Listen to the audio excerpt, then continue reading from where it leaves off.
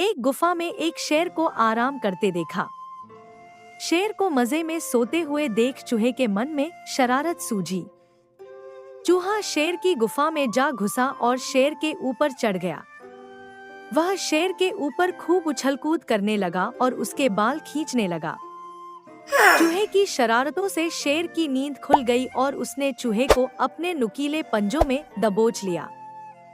चूहे ने जब शेर के पंजे में खुद को पाया तो वो समझ चुका था कि शेर के गुस्से से अब उसे कोई नहीं बचा सकता और आज उसकी मौत तय है। चूहा बुरी तरह डर गया और शेर से विनती करने लगा कि शेर जी, मुझे मत मारो, मुझे जाने दो। अगर आज आप मुझे जाने देंगे तो मैं आपके इस उपकार के बदले भविष्य में आपकी मदद करूंगा। चूहे की बातें सुनकर शेर की हंसी निकल गई। शेर ने कहा कि तुम खुद इतने छोटे हो, मेरी मदद क्या करोगे। चूहे की विनती सुनकर शेर को उस पर दया आ गई और उसने चूहे को छोड़ दिया। कुछ दिनों बाद जब शेर घूम रहा था तभी अचानक किसी शिकारी के फैलाए जाल में फंस गया। शेर ने खुद को जाल से निकालने की कोशिश की लेकिन निकल नहीं पाया। उसी वक्त वो चूहा उधर से गुजर रहा था कि उसने शेर की दहाड़ने की आवाज सुनी। वो भागकर शेर के पास गया। उसने बिना देर करते हुए अपने नुकीले दांतों से जाल को काटना शुरू किया और कुछ ही देर में उसने पूरे जाल को काटकर शेर को आजाद कर दिया। चूहे की इस मदद से शेर ने चूहे को धन्यवाद किया और फिर शेर और चूहा अच्छे दोस्त बन गए। कहानी से सीख। इस कहानी से हमें यह सीख मिलती है कि हमें सिर्फ शरीर के आधार पर किसी इंसान को छोटा या बड़ा नहीं समझना चाहिए। साथ ही हमें दूसरों की मदद करनी चाहिए, क्योंकि जब हम दूसरों की मदद करेंगे तभी कोई हमारी मदद के लिए आगे आएगा। एक बार खरगोश को अपनी तेज चाल पर घमंड हो गया और वह जो मिलता उसे रेस लगाने के लिए चुनौती देता। कछुए ने उसकी चुनौती स्वीकार कर ली। रेस हुई। खरगोश तेजी से भागा और काफी आगे जाने पर पीछे मुड़कर देखा। कछुआ कहीं आता नजर नहीं आया। उसने मन ही मन सोचा, कछुए को तो यहाँ तक आने में बहुत समय लगेगा, चलो थोड़ी देर आराम कर लेते हैं। और वह एक पेड़ के नीचे लेट गया। लेटे लेटे कब उसकी आंख लग गई पता ही नहीं चला। उधर कछुआ धीरे धीरे मगर लगातार चलता रहा। बहुत देर बाद जब खरगोश की आंख खुली तो कछुआ लक्ष्य तक पहुंचने वाला था। खरगोश तेजी से भागा लेकिन तब तक बहुत देर हो चुकी थी और कछुआ रेस जीत गया। कहानी से सीख। धीमा और लगातार चलने वाला रेस जीतता है। एक बहुत ही सुंदर जंगल होता है जो पूरा हरियाली और फूल पत्ती से भरा हुआ रहता है। यहाँ की आबो हवा और पानी बिल्कुल साफ और स्वच्छ रहते हैं। उसी जंगल में एक प्यारा सा खरगोश रहता था जो कि लंबे कान और प्यारी सी मुस्कान वाला था। नाम था चीकू। चीकू को फल सब्जियां उगाने का बहुत शौक था और वो बहुत प्यार से उनकी देखभाल भी करता।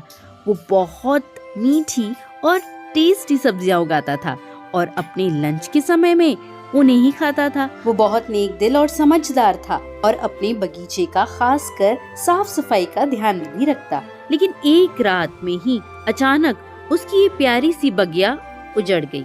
सुबह उठता है तो चीकू क्या देखता है, उसकी सुंदर सी बगिया को किसी ने उजाड़ दिया। उसकी फलों की, सब्जियों की क्यारियों के बीच किसी ने टॉफी के रैपर को फेंक रखा था। ये टॉफी का रैपर यहाँ आया कहाँ से? चीकू यही सोच रहा था कि वो क्या देख रहा है कि उसकी पूरी बगिया में इतने सारे टॉफी के रैपर्स फैले पड़े हैं जो कि बहुत ज्यादा थे और इतनी बुरी तरह से उसकी इस बगिया को किसने खराब किया। चीकू ये पता लगाना चाहता है और उसी वक्त वो उस रैपर्स का पीछा करता है जो कहीं जंगल के अंदर की तरफ थे। चीकू पीछा करते करते पहुंचता है तो देखता है कि वहाँ पर कचरे का ढेर पड़ा हुआ है जिसमें सिर्फ रैपर ही रैपर पड़े हैं। लेकिन इतने प्यारे जंगल की जो कि साफ सुथरा था, इतनी खराब हालत की किसने?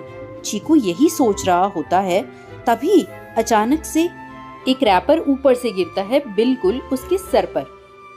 उसे अपना जवाब मिल जाता है। जैसे ही वो ऊपर देखता है कि एक बदतमीज बंदर बड़े मजे से चॉकलेट्स और टॉफियां खा रहा होता है और रैपर को बड़े ही बेफिक्र अंदाज में नीचे गिराता जाता है।